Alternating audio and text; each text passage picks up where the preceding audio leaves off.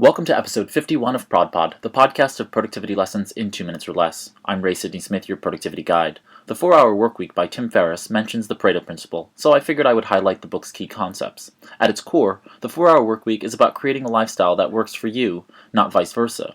If you haven't listened to episode 49, it defines the Pareto Principle, aka the 80-20 rule, as Ferriss implemented it in his own professional world. The author uses a strategy composed of definition, elimination, automation, and then liberation, the acronym DEAL, to effectuate his lifestyle design concept. First, definition boils down to planning.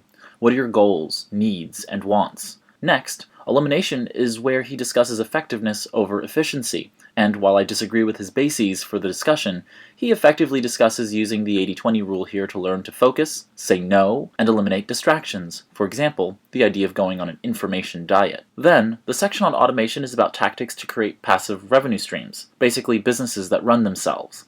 While this idea is appealing, I say stick to doing what you're passionate about and avoid this get-rich-quick schemey thought stream.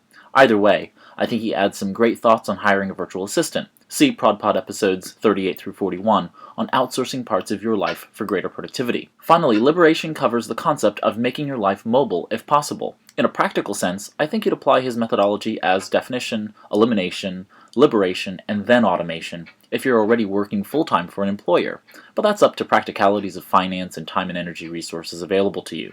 One key concept that I really enjoyed about the book was his idea of mini retirements so that you can enjoy the fruits of your labor before you're too old and gray to really enjoy life. Altogether, the 4-Hour Workweek provides you a framework to understand that your time and life are valuable beyond the 9-to-5 humdrum, and for that we can all appreciate ourselves a little more.